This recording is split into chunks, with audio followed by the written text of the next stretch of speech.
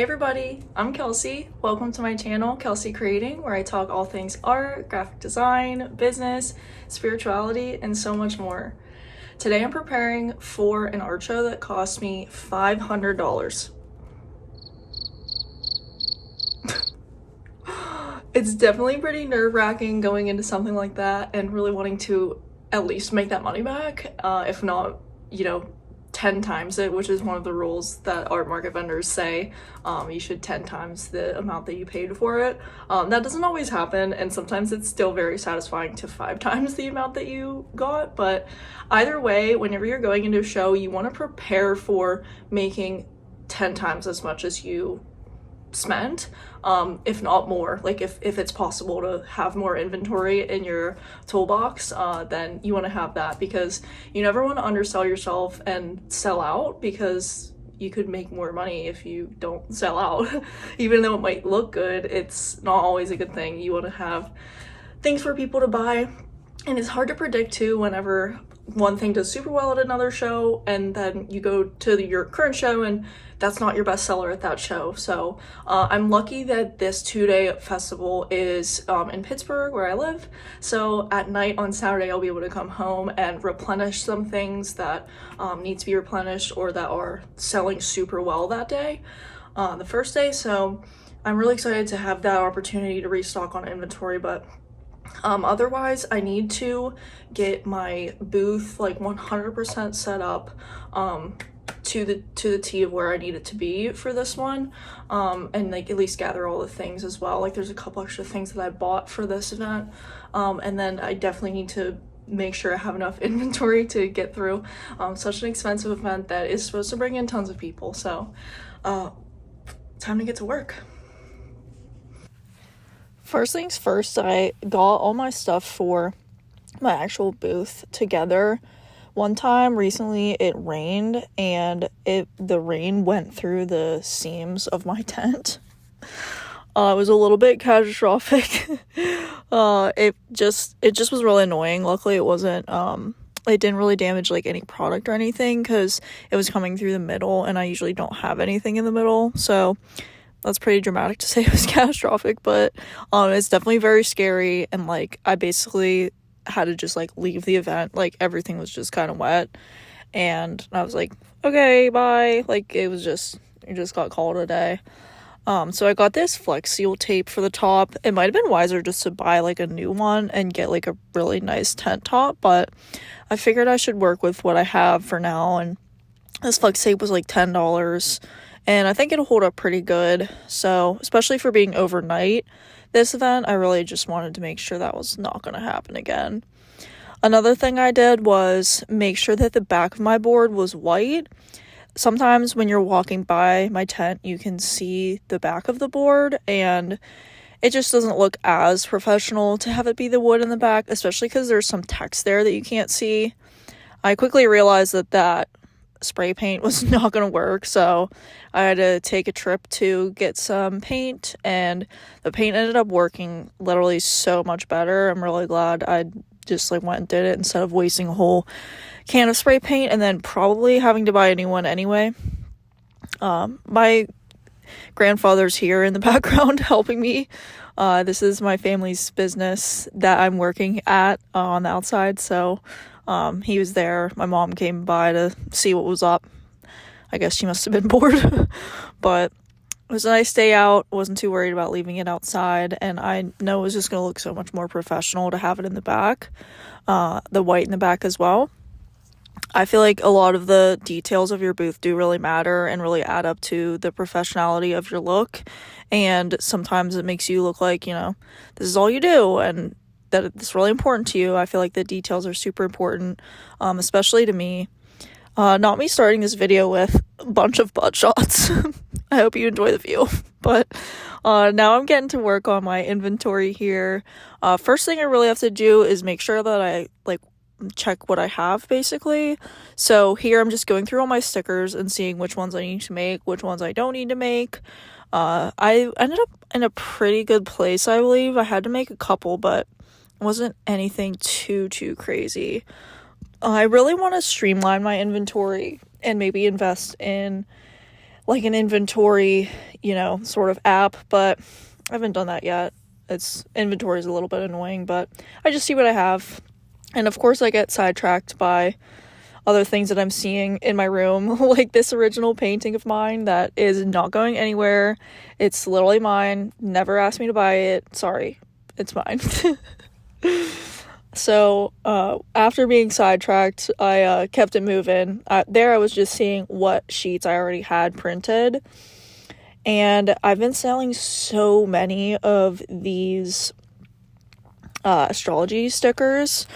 It's like a little mini poster, and each sign has their like element color. So I have like 4 different colors. Air has like this really cute like airy bluish greenish thing.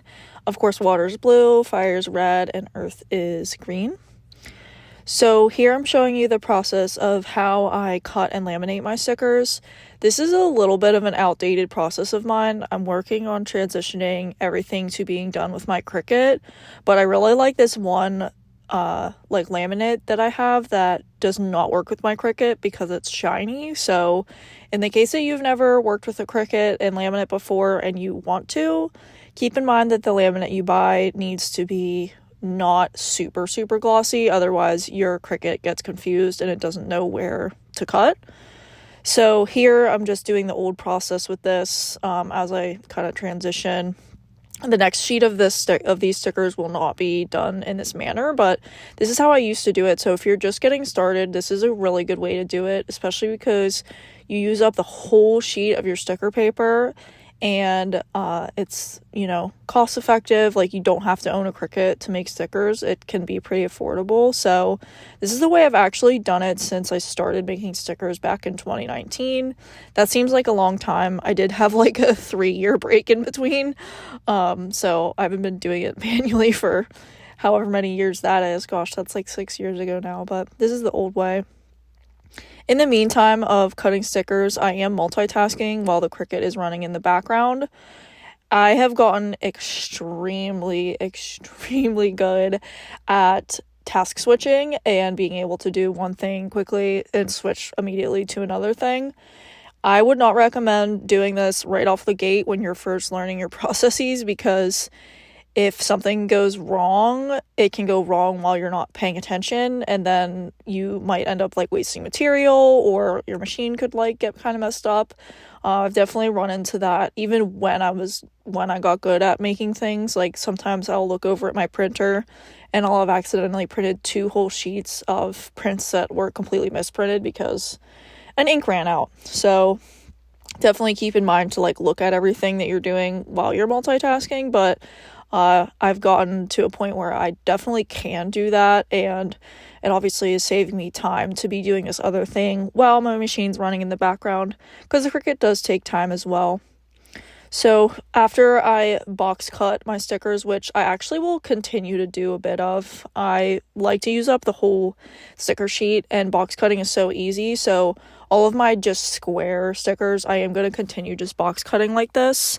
I studied graphic design in college, and we did a lot of paper work when I was in college. So I did so much of this like box cutting, sort of vibe. I keep saying box cutting.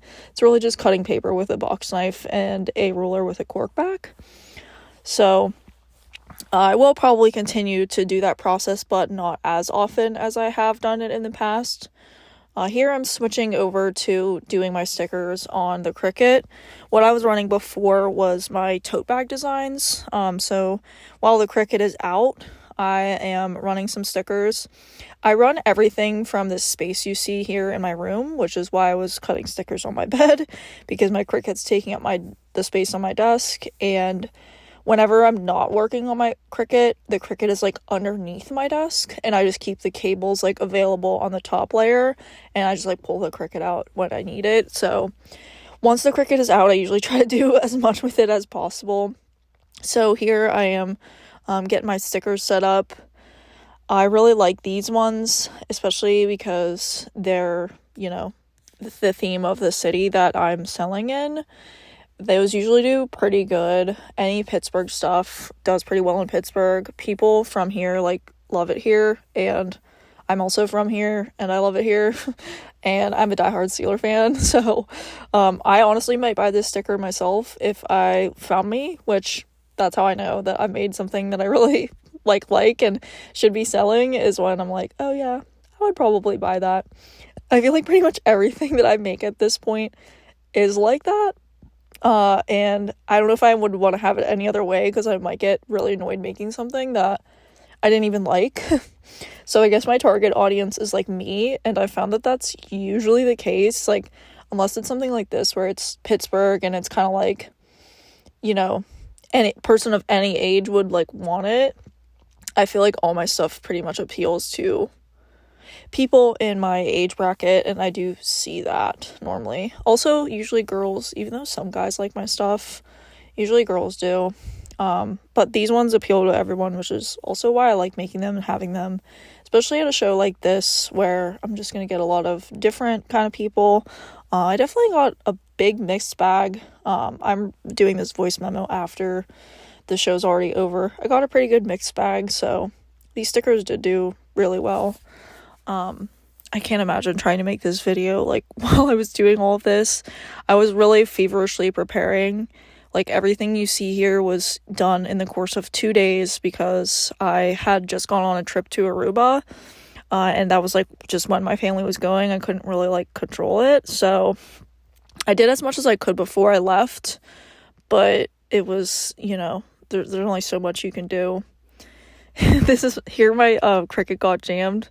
And I fixed it though. This ended up working somehow.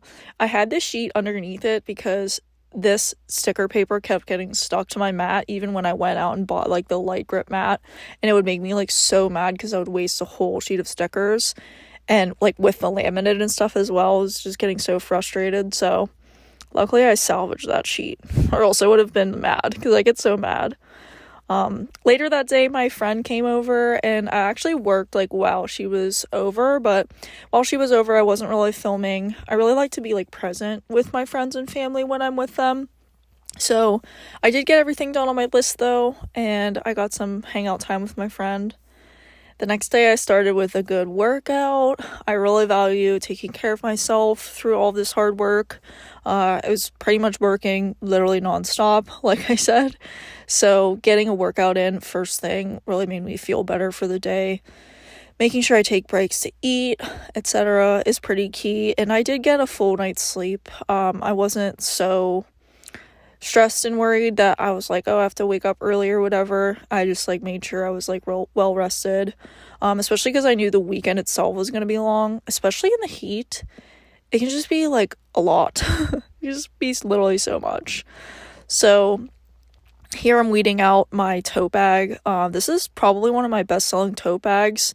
I absolutely adore the sort of like newspaper black letter type.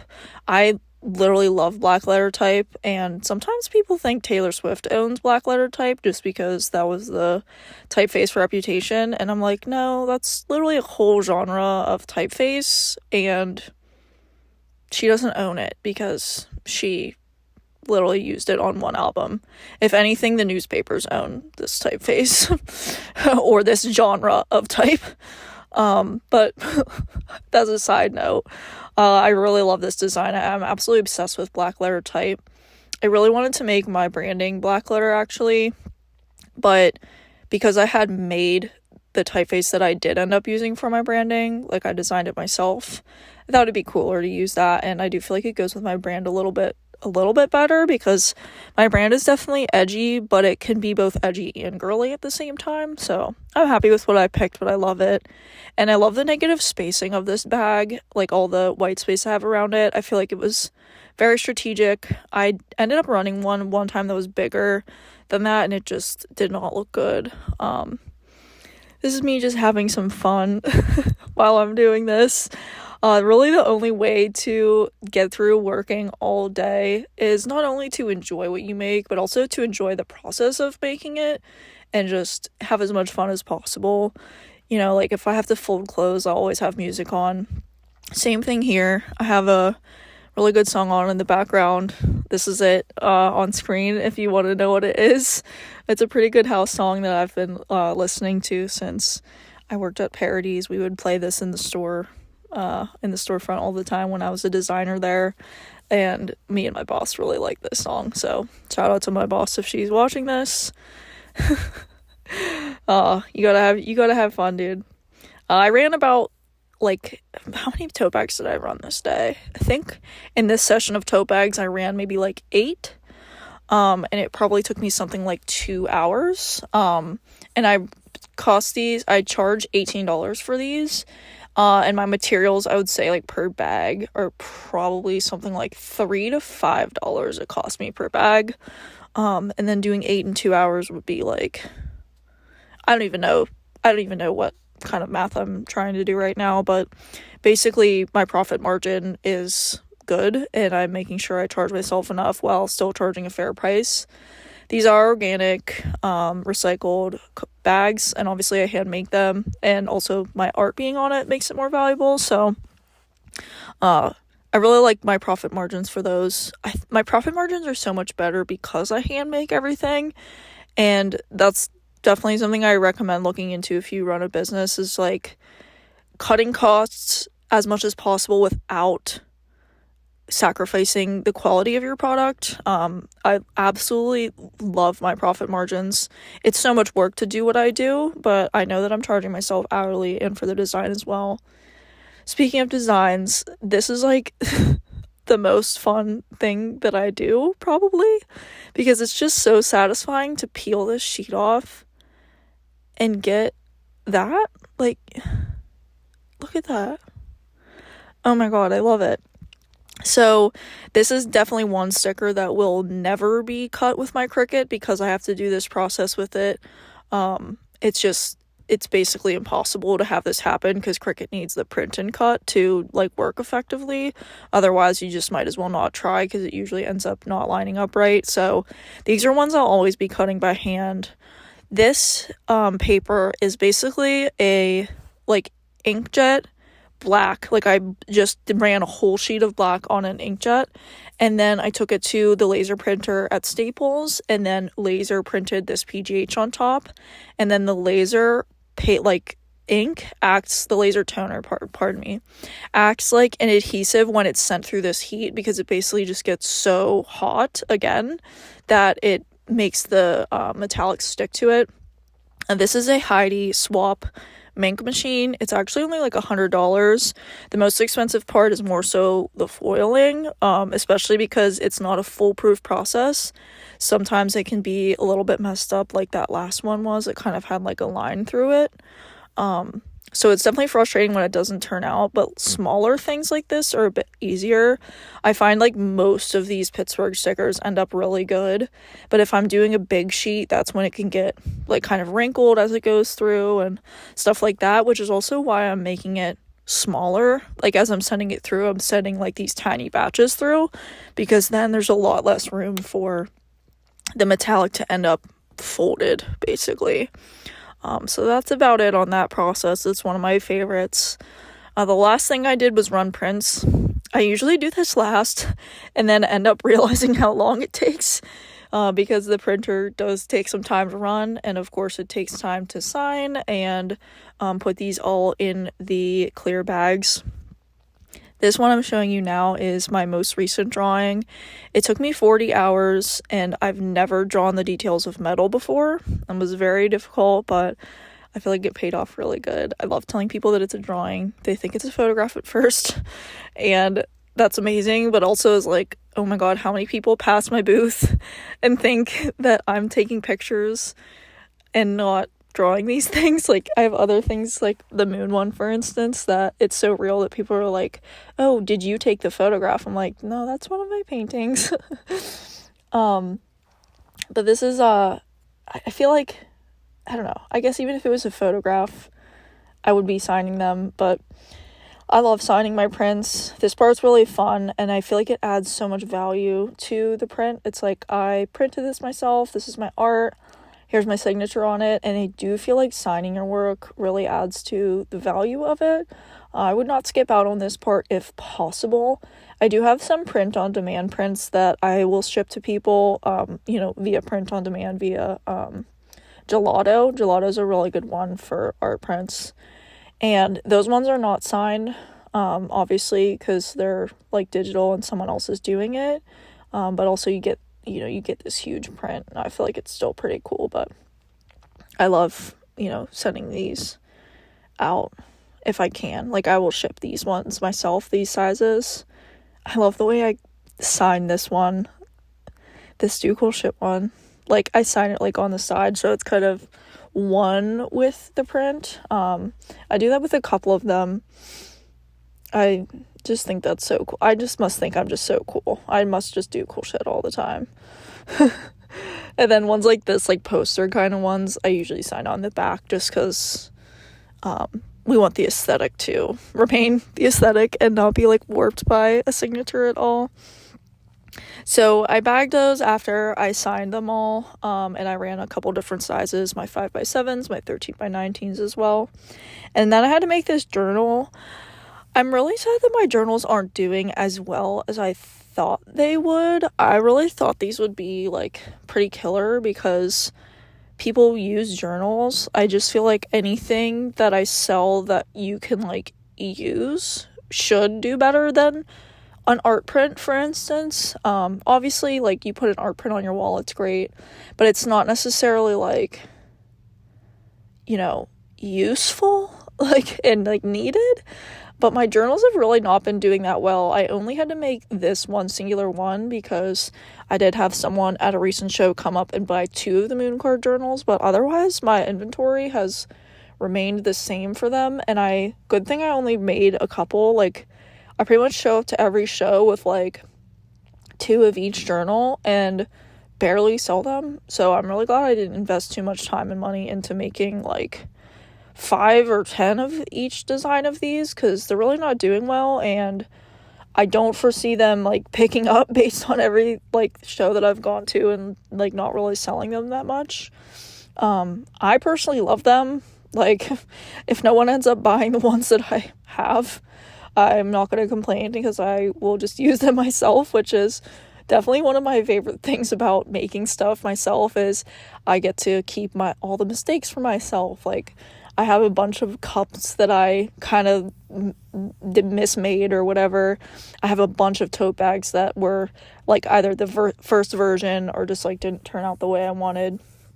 I love that part of hand making all my stuff, is I have a bunch of cute things that I made that are just mess ups and I couldn't sell anyway, but are good enough for me. I have a tendency to see imperfections that I feel like other people wouldn't see, but because I see them, I feel like morally I cannot sell it. So I end up keeping a decent amount of stuff until I perfect the process. So like I showed you there, it's about like 11:15 the night before the show, and I'm sort of feverish at this point in terms of I need to go to bed because it's like I have to be up at 6 a.m. to get there. But this drawing was one that I had just recently finished and I hadn't framed yet, and was going to be my most expensive original. And the art show that I was doing this weekend was not only an expensive booth, but in a very expensive area. So my thinking was, I should have all my originals out to be able to be bought, because this piece is going for $1,000. So if I were to have sold it, that would have been like killer, like so much money. I realized that even though I was feverishly trying to get this done, that I'm gonna miss it if I ended up selling it. So I took some pictures and stuff of it, like without the frame, and tried to get some of it with the frame as well. It's probably one of my more prized drawings. I have a couple at this point, but I absolutely adore this one. It took me so much freaking time. And it's just a little vibe. So finally it got done, and this is the morning of the show, driving into the city. If you've never seen this view before, you're welcome. I mean, look at that. Like, you go through the tunnels, and there's, like, nothing before the tunnel, and then you pop out to that. It was absolutely beautiful morning. It was such a vibe at the show. It was just, like, so beautiful out. It wasn't, like, too hot, even though it was hot. And it was just a great time, honestly. I still am in love with my setup. I spent so long at the beginning of the season making this what it is. I changed it around a little bit for this show, but I really liked it. And of course I look cute. I always try to get really nice for a show because you gotta put your best foot forward. And that was about all the footage I took of the show. I didn't really do much the second day. This is all I got on the first day. Second day I was kind of busy and I really wasn't thinking about YouTube that much. Also, I ran out of storage on my phone because a lot of these videos that I just showed you were like way longer than what I showed you, and it was probably like so many gigabytes and I was already running out of storage. So some of these things were literally filmed on like Snapchat and stuff, but I did take a real-time reaction of the first day, and after that I'll give you a rundown of how the show went. I'm sweating so bad. I just hauled a bunch of stuff to my car. Overnight you just don't want to leave like everything, but it was literally the best art show day I've ever had in my life. I made $7.75 today. So I got all my money back and made a profit already, and I still have tomorrow. So I'm so happy. I had so much support today. Even the people that didn't buy loved my stuff, and it's so rewarding for all that hard work to pay off. I've been putting so much work into this, and here we are. It's going good. I'm so happy. I'm about to go to dinner with my mom and just like enjoy and relax and celebrate, and then I'll go home and re-up some of my prints that sold today, and print some more sticker sheets that I'll probably cut like while I'm sitting here tomorrow. But that's about it for the day. I've been up for a long time, so just gonna try to ease into my night, get a peaceful sleep, and be back at it tomorrow.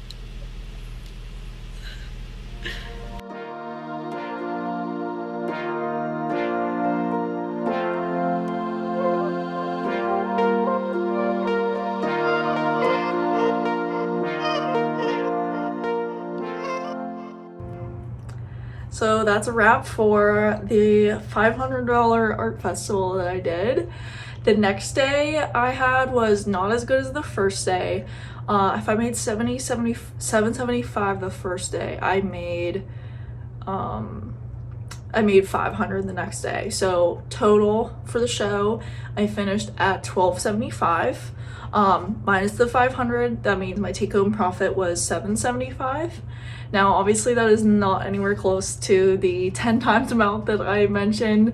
It's only like 2.5 times, which a lot of people might say, oh, well, it's not like worth it in the future then. But at the same time, when we're talking about such big booth cost numbers, that is a lot of money. If you just look at the profit itself, making almost $800 in 2 days is a lot of money. I used to be a server, and I would take home anywhere from $200 to $450 every day / night, and that's pretty much what I did, but I did it selling my art, which makes it that much more rewarding.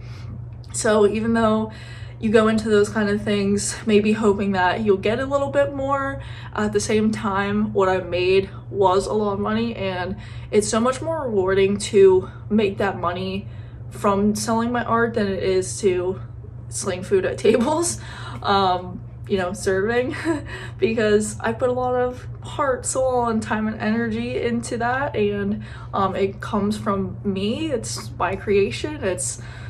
Everything is mine. I made the booth. I did everything. So when people support me, even if they don't necessarily buy from me, it just really means the world, and I would definitely categorize that show as a success. It is hard to even get into that show, so being there itself was a check plus win in my book. So while I want to do better next year and I want to keep improving, getting better and better at markets, I will definitely take that as a win. Sometimes when you are expecting even more, it can be a little bit like, oh, okay, like sort of humbling to get to the end result. But at the same time, this is my first year running this business like really intensely, like really hardcore. And you know, business goes up, business goes down. It's literally my first year, so I have so many more years to improve, to make more, to get more compliments, to make art, etc. So glass half full, that was an amazing weekend. I am excited to return to that show and see how well I can do in the future, and take the feedback that, you know, I got and implement it, and take all the compliments and support as fuel for everything that I have going on coming up. I am filming this a couple days after it is done, so I'm sort of like ready to go on to the next thing. That's kind of how business is. You get something done and it is like really like you have a couple minutes, an hour a day to sort of celebrate that win, and then you kind of have to keep working, especially as like a content creator. And all that stuff, just any sort of business aspect, you just have to keep going. So I'm sort of already in the mode to keep going, which is why I don't seem as excited as I did in that first day update clip. But I would say it was definitely a success, and I'm happy to be there, and I'm happy that you are here. Thank you so much for being here. If you stuck around with me this long, I appreciate you so much. Please give a like and a subscribe down below if you liked it, and whether I keep you or not, I hope you have a peaceful rest of your night, week, and life. Bye.